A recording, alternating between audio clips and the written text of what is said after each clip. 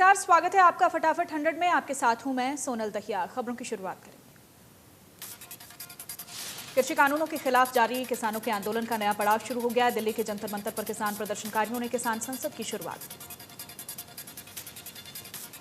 किसान संगठनों के मुताबिक जब तक संसद का मानसून सत्र जारी रहेगा, हर रोज यहां पर ऐसी किसान संसद लगाएंगे। प्रदर्शन करने पहुंचे किसानों ने जमकर नारेबाजी की। पुलिसकर्मियों ने जंतर मंतर को दोनों तरफ से सील कर दिया। प्रदर्शन स्थल के आसपास मीडिया कर्मियों की भी एंट्री नहीं। जंतर मंतर पहुंचने के बाद किसान नेता राकेश टिकैत ने कहा कि हम यहां पर अपनी आवाज उठाएंगे। विपक्ष को सदन के अंदर हमारी आवाज बनना चाहिए।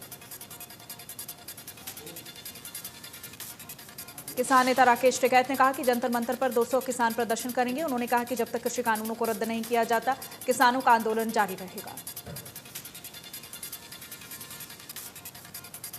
किसान नेता राकेश टिकैत ने कहा कि किसानों ने विपक्षी सांसदों को व्हिप जारी किया। विपक्षी सांसदों को कहा गया है कि वहां से वापस नहीं आना, अपनी बात रखनी है।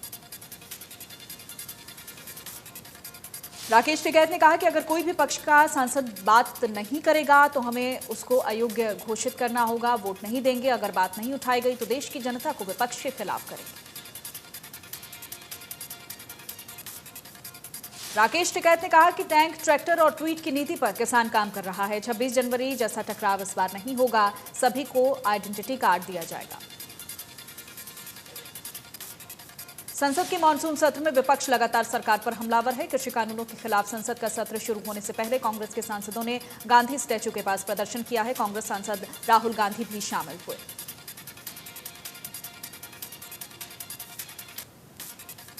पेगासस जासूसी विवाद और कृषि कानूनों के खिलाफ सदन में विपक्ष ने जमकर हंगामा किया, जिसके बाद राज्यसभा के बाद लोकसभा की भी कार्यवाही स्थगित की गई है।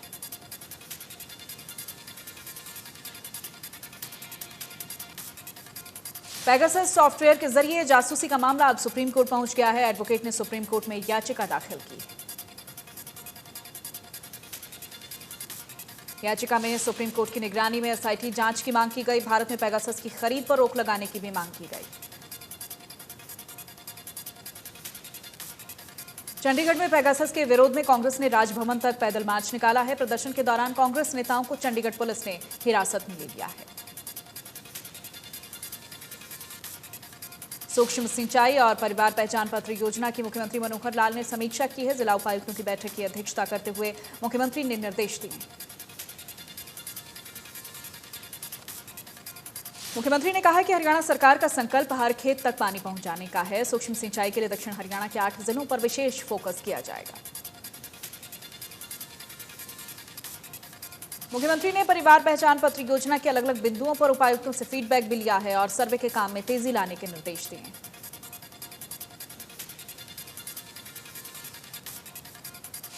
गृह एवं शहरी निकाय मंत्री अनिल विज ने गुरुग्राम नगर निगम कार्यालय का औचक निरीक्षण किया। इस दौरान कई कर्मचारी नदारद मिले। शिकायतों के बाद विज अचानक से निगम ऑफिस पहुंचे।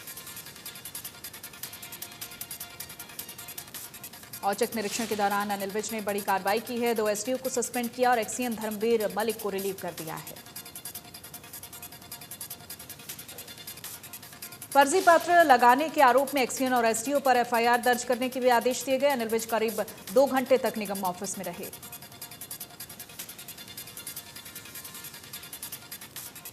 फरीदाबाद के गांव खोरी में नगर निगम ने तोड़फोड़ की कार्रवाई एक बार फिर से शुरू कर दी है। मौके पर भारी पुलिस बल तैनात। बारिश के चलते 2 दिन से तोड़फोड़ नहीं हुई थी। पूरे अमले के साथ नगर निगम की कई टीमें गांव खोरी में तोड़फोड़ के लिए पहुंच रही हैं। तोड़फोड़ के बाद खाली हुई जमीन पर नगर निगम सरकारी जमीन के बोर्ड लगा रहा है। सिरसा में 5 किसानों की रिहाई की मांग को लेकर किसान लगातार धरना दे रहे हैं। किसान बलदेव सिंह सिरसा का आमरण अनशन 6 दिन से लगातार जारी है। अब किसानों ने प्रशासन को 1 दिन का अल्टीमेटम दे दिया है। किसानों की रिहाई नहीं हुई तो शुक्रवार को सिरसा में 2 घंटे के लिए बाजार पूरी तरीके से बंद रहेंगे। किसानों ने कहा है कि उन्होंने व्यापार मंडल से सहयोग मांगा है। व्यापार मंडल के सदस्य धरना स्थल पर आए और दुकान 2 घंटे के लिए बंद रखें। किसानों की अलग अलग टीमें बाजारों में जाएंगी और लोगों से आह्वान करेंगी।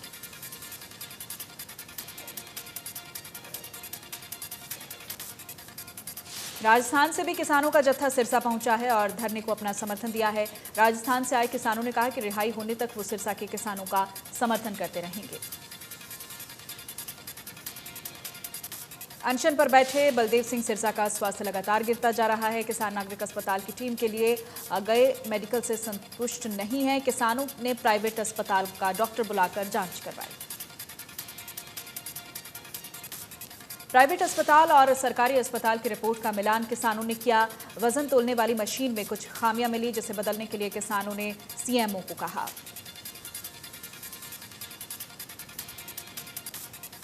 कैथल के गांव डेरा गदला में विकास के नाम पर 14,32,000 का घोटाला हुआ है। बीडीपीओ और ग्राम सचिव पर बिना काम के पैसे निकालने के आरोप लगे हैं। आरोप है कि न काम हुआ, न निर्माण सामग्री पहुंची और पंचायती खाते से 14 लाख से ज्यादा निकलवा लिए गए, जिसकी शिकायत जिला उपायुक्त को दे दी गई है।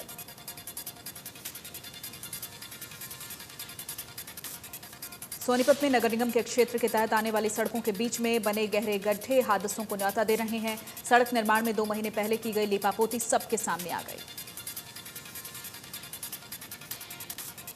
बारिश की वजह से सड़क में गहरे गड्ढे बन गए। कुछ वाहन गड्ढों में काफी देर तक फंसे रहे और कुछ वाहन धीरे धीरे रेंगते हुए आगे बढ़ते हैं। सीवर के मेन होल से ढक्कन भी गायब हो चुके हैं। दुकानदारों का नगर निगम के अधिकारियों पर आरोप है कि समस्या के समाधान को लेकर कई बार शिकायत की जा चुकी है। सड़क जर्जर हो चुकी है, लेकिन सिर्फ लीपापोती की जा रही है। जींद में जिला जेल के पास निर्माणाधीन ओवरब्रिज से गिरने से बाइक सवार की मौत हो गई, जबकि एक युवक गंभीर रूप से घायल हो गया है। मृतक नागरिक अस्पताल में आउटसोर्सिंग कर्मी था। निर्माणाधीन ओवरब्रिज के रास्ते को बंद नहीं किया गया, जिसके चलते यह हादसा हुआ है। लोगों ने ठेकेदार पर लापरवाही के आरोप लगाए। बल्लभगढ़ में सड़क में हुए गड्ढे से बाइक फिसलने से युवक बुरी तरह से घायल हो गया। युवक अपने साथी के साथ घर से ड्यूटी के लिए निकला था। फरीदाबाद के सेक्टर 30 में 2 साल की बेटी को मायके लेकर आई मां के सामने खेलते खेलते बच्ची अचानक से गायब हो गई। 11 दिन बीत जाने के बाद भी बच्ची का अभी तक कोई सुराग नहीं लगा है। बच्ची का पता बताने वाले व्यक्ति को 50,000 नकद इनाम देने का ऐलान किया गया। फरीदाबाद के अलग अलग इलाकों से करीब आधा दर्जन बच्चे गायब हो चुके हैं, जिसमें कई बेटियां भी शामिल हैं। सोनीपत की एसटीएफ पुलिस ने शातिर बदमाश को गिरफ्तार करने में सफलता हासिल की है। बदमाश साल 2015 में भिवानी में हत्या की वारदात को अंजाम देकर मौके से फरार हो गया था। बदमाश को साल 2017 में कोर्ट ने भगोड़ा घोषित किया था और पुलिस ने इसकी गिरफ्तारी के लिए इनाम भी रखा था। बदमाश ने अपनी बहू की कुल्हाड़ी से वार कर हत्या कर दी थी। धर्मनगरी कुरुक्षेत्र में पूजा अर्चना के बाद राम मंदिर निर्माण में इस्तेमाल होने वाली चांदी की ईंट अयोध्या के लिए रवाना की गई। 1.5 किलो वजन की चांदी की ईंट को स्वामी हरि नारायण लेकर रवाना हुए। हिंदू वाहिनी के अध्यक्ष ने कहा है कि उनका कई सालों से संकल्प था कि जब अयोध्या में भगवान राम का मंदिर का निर्माण होगा तो धर्मनगरी कुरुक्षेत्र से चांदी की ईंट मंदिर निर्माण के लिए जरूर जाएगी। सोनीपत में ट्री मैन देवेंद्र सुरा की मुहिम अब सीआरपीएफ कैंप में भी जा पहुंची। देवेंद्र सुरा की नर्सरी से सीआरपीएफ जवानों को 4,500 पौधे निःशुल्क दिए गए। ट्री मैन देवेंद्र सुरा ने कुछ दिन पहले सीआरपीएफ कैंप में जाकर पौधारोपण किया और उसी से प्रेरित होकर सीआरपीएफ के जवान देवेंद्र सुरा की नर्सरी में पहुंचे और पौधे लेकर गए। कैथल के गांव अजीतनगर निवासी तीरंदाज खिलाड़ी हरविंदर सिंह का चयन पैरालंपिक खेलों में हुआ है। अब हरविंदर जापान के टोक्यो में होने वाली पैरालंपिक स्पर्धा में निशाना साधेंगे। हरविंदर ने बताया कि जापान में ये प्रतियोगिता 24 अगस्त से 5 सितंबर तक होगी। इसके लिए उन्होंने 17 जून को ट्रायल किया था। अब वो 20 अगस्त को कैथल से जापान के लिए रवाना होंगे। देश में कोरोना मामलों में लगातार गिरावट दर्ज की जा रही है। 24 घंटे में 41,000 से ज्यादा नए मामले सामने आए हैं।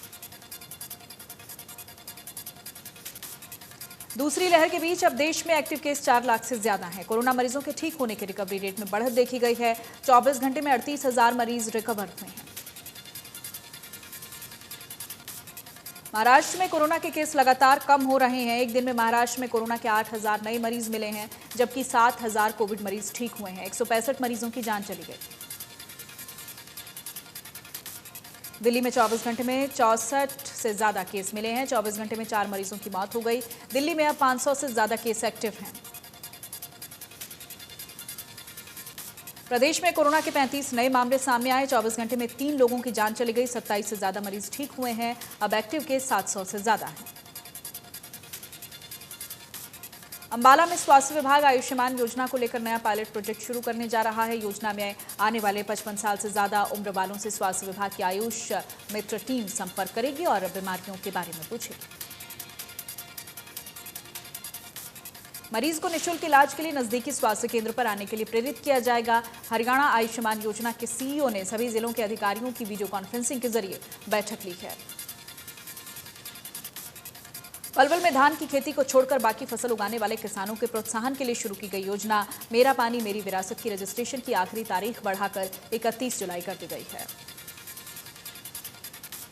जिला बागवानी अधिकारी ने बताया, पलवल में 250 एकड़ जमीन में धान की बजाय बागवानी की खेती करने का लक्ष्य रखा गया, जो पूरा कर लिया गया है। मेरा पानी मेरी विरासत योजना के तहत यह अभियान लगातार जारी है।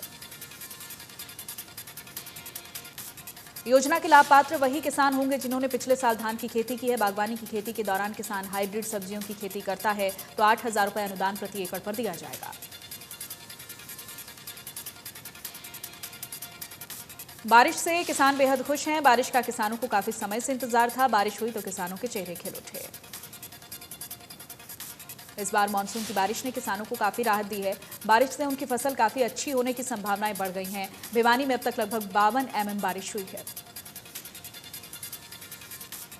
कृषि अधिकारी का कहना है कि फसल इस बार बम्पर होगी। फसलों पर लगने वाली बीमारियां भी नहीं लगेंगी और जो लगी हैं वो भी खत्म होंगी। घरौंडा में खोखले हो रहे NH-44 के फ्लाईओवर वाहन चालकों के लिए बड़ा खतरा बन सकते हैं। बरसात के कारण पुलों की मिट्टी खिसकने और चूहे के सैकड़ों बिलों ने फ्लाईओवर को जर्जर बना दिया है। पुल की मिट्टी खिसकने की वजह से फ्लाईओवर पर बनी सड़क और रेलिंग टूटने लगी है। कई स्पॉट ऐसे भी हैं जहां पर भारी वाहन के गुजरने से हादसा हो सकता है।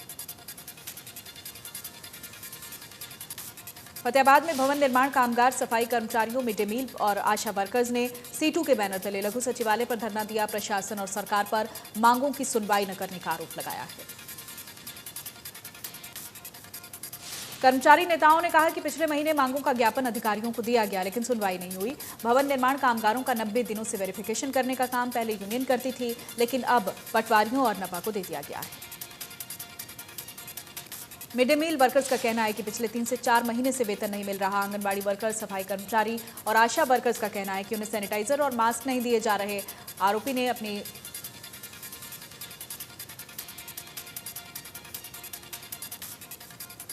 सोनीपत के कुंडली क्षेत्र में अपनी सास को छात से गिराकर उसकी हत्या करने वाले आरोपी को पुलिस ने गिरफ्तार कर लिया। आरोपी वारदात को अंजाम देकर मौके से फरार हो। शराब के नशे में आरोपी अपनी पत्नी को बेरहमी से पीट रहा था। उसकी सास ने अपनी बेटी को बचाने की कोशिश की तो आरोपी ने अपनी सास को छत से गिराकर उसे मौत के घाट उतार दिया। गुरुग्राम में महिलाओं के आर्थिक तौर पर मदद की जाएगी। अखिल भारतीय अग्रवाल सम्मेलन की महिला इकाई का हुआ शपथ ग्रहण समारोह। गुरुग्राम की महिलाओं ने समारोह में बढ़ चढ़कर हिस्सा लिया। भारत की पहली महिला ओलंपिक विजेता और दिल्ली खेल विश्वविद्यालय की कुलपति कर्णम मल्लेश्वरी के साथ लाखों रुपए की धोखाधड़ी का मामला सामने आया। इस संबंध में पुलिस ने मामला दर्ज कर जांच शुरू कर दी है। कुरुक्षेत्र में भारतीय किसान यूनियन के मान ग्रुप के सदस्यों ने प्रदेशाध्यक्ष गुणी प्रकाश की अगुवाई में गुरनाम सिंह चढ़ूनी के खिलाफ प्रदर्शन किया है। गुणी प्रकाश ने कहा कि गुरनाम सिंह चढ़ूनी लगातार किसानों की मौत पर राजनीति कर रहे हैं। अपनी घटिया राजनीति को चमकाने के लिए अनाप शनाप बयान दे रहे हैं। चढ़ूनी को भारतीय किसान यूनियन से निष्कासित किया जा चुका है। गुणी प्रकाश ने कहा कि राकेश टिकैत और गुरनाम चढ़ूनी चुनाव हारे हुए हैं, हारे हुए खिलाड़ी हैं और उनकी राजनीतिक महत्वाकांक्षा को परवान नहीं चढ़ने दिया जाएगा। आगामी रणनीति के लिए जल्द फैसला लिया जाएगा।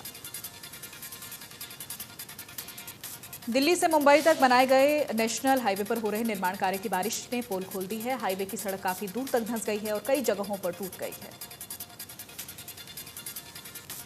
हाईवे पर 1,03,000 करोड़ की भारी भरकम राशि खर्च की जानी है। साल 2023-24 में हाईवे को पूरी तरह से तैयार करने का दावा भी किया जा रहा है।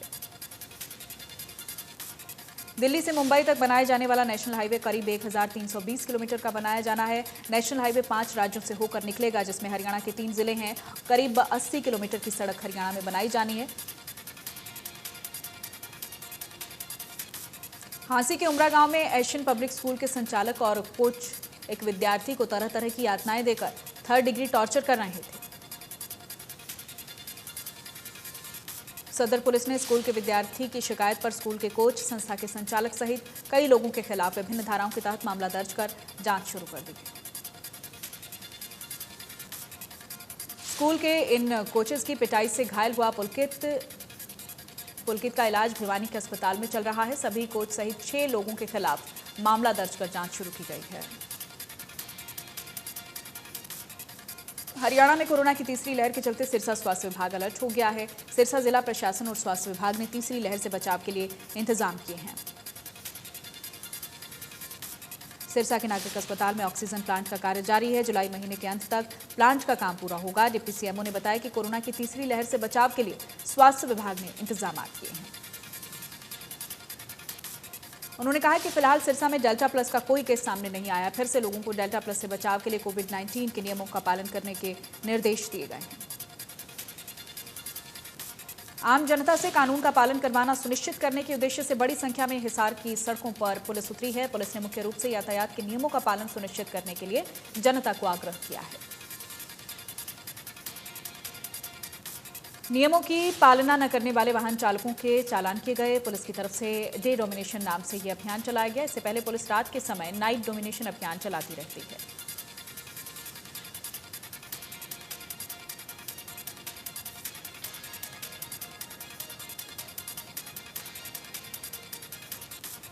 रेलवे अंडरपास के निर्माण में जहां सत्ताधारी भाजपा और विपक्षी पार्टी कांग्रेस के नेताओं में इसके निर्माण को लेकर श्रेय लेने की होड़ लगी है, वहीं इसी जद्दोजहद में नवनिर्मित अंडरपास में एक मजदूर की मौत हो गई।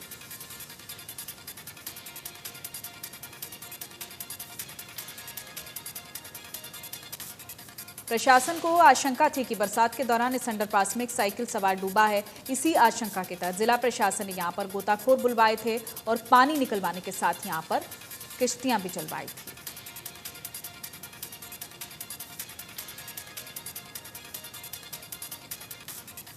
अंडरपास में करीब 17 फीट पानी भरा था। फायर ब्रिगेड ने भी सर्च अभियान यहां पर चलाया था, लेकिन तीसरे दिन मृतक का शव पानी में फूलकर ऊपर आ गया।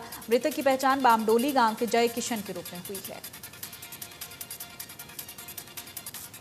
चंडीगढ़ सेक्टर 7 रेस्टोरेंट में भयंकर आग लग गई। रिनोवेशन के नाम के दौरान हुआ हादसा। रेस्टोरेंट का रिनोवेशन कार्य के दौरान 30 से 35 के करीब वर्कर वहां पर काम कर रहे थे। जम्मू के सतवारी इलाके में एक बार फिर से ड्रोन की हरकत देखी गई। ड्रोन रायपुर सतवारी में दिखाई दिया, जिसके बाद ज्यादा जानकारी जुटाई गई। सतवारी इलाके में ड्रोन को सबसे पहले सेना के जवानों ने देखा, जिसके बाद सेना ने स्थानीय पुलिस स्टेशन में भी इसको लेकर सूचना दी। सतवारी इलाके के पास ही कैंट और एयरफोर्स स्टेशन है। 15 अगस्त को देखते हुए जम्मू कश्मीर में सुरक्षा एजेंसीज अलर्ट पर हैं। जम्मू कश्मीर पुलिस के डीजीपी ने जम्मू में उच्च स्तरीय बैठक की है, जिसमें पुलिस और तमाम सुरक्षा एजेंसीज को ड्रोन के संभावित खतरे को देखते हुए अलर्ट पर रहने के निर्देश दिए गए। मौसम विभाग ने देश भर के अलग अलग राज्यों में अगले 4 दिनों के लिए अलर्ट जारी कर दिया। कई जगहों पर भारी बरसात का अनुमान लगाया जा रहा है। मौसम विभाग के क्षेत्रीय केंद्र ने मुंबई में बारिश का पूर्वानुमान व्यक्त करते हुए रेड अलर्ट जारी किया। इससे पहले मौसम विभाग ने ऑरेंज अलर्ट जारी किया था। शिल्पा शेट्टी के पति और बिजनेसमैन राज कुंद्रा को अश्लील फिल्म बनाने के मामले में कोर्ट में पेश किया गया, जहां से उन्हें और उनके साथी रेयान थापर को 23 जुलाई तक के लिए न्यायिक हिरासत में भेजा गया।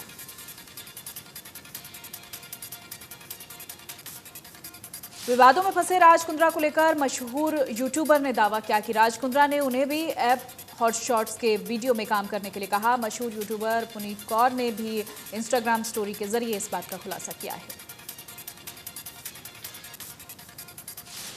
एक्ट्रेस कंगना ने अपने इंस्टाग्राम पर स्टोरी में राज कुंद्रा की गिरफ्तारी से जुड़ी खबर शेयर करते हुए कहा कि इसी वजह से फिल्म इंडस्ट्री को गटर कहती हूं, हर चमकती हुई चीज सोना नहीं होती है। सलमान खान ने अपने इंस्टाग्राम अकाउंट से जिम में वर्कआउट करने का एक वीडियो शेयर किया है। बताया जा रहा है कि अपनी अगली फिल्म टाइगर 3 के लिए उनकी तैयारी चल रही है। शहनाज गिल नए फोटोशूट की वजह से चर्चा में बनी हुई हैं। शहनाज का ये photoshoot celebrity photographer Dabboo Ratnani ने किया है और उन्होंने तस्वीरें अपने इंस्टाग्राम अकाउंट पर शेयर की। Singing reality show Indian Idol के होस्ट आदित्य नारायण ने खुलासा किया है कि वो 2022 के बाद टेलीविजन पर होस्ट के रूप में नजर नहीं आएंगे, अब उन्हें कुछ बड़ा करना है। अमेजॉन प्राइम वीडियो पर द फैमिली मैन सीजन 2 और नेटफ्लिक्स पर एंथोलॉजी सीरीज रे के बाद मनोज बाजपेयी Z5 पर नजर आएंगे। एक बार फिर से मनोज थ्रिल और सस्पेंस का जोरदार तड़का लगा रहे हैं। अनूप सोनी ने पोस्ट शेयर कर फैंस को बताया कि उन्होंने ऑनलाइन इन्वेस्टिगेशन कोर्स किया था, जिसके बाद सर्टिफिकेट को उन्होंने इंस्टाग्राम पर शेयर किया। बॉलीवुड एक्टर रितेश देशमुख और सोनाक्षी जल्द ही हॉरर कॉमेडी फिल्म ककूड़ा में नजर आने वाले हैं। RSVP ने इस फिल्म की घोषणा कर दी है। फिल्म की शूटिंग भी शुरू हो चुकी है। खबरों के मुताबिक डायरेक्टर अनिल शर्मा ने गदर 2 की कहानी पर काम करना शुरू कर दिया है। इसमें सनी देओल के साथ उत्कृष्ट शर्मा दिखाई देंगे। गदर फिल्म ने बॉक्स ऑफिस पर इतिहास रच दिया। 20 साल के बाद अनिल शर्मा इसका सीक्वल बनाने की प्लानिंग कर रहे हैं।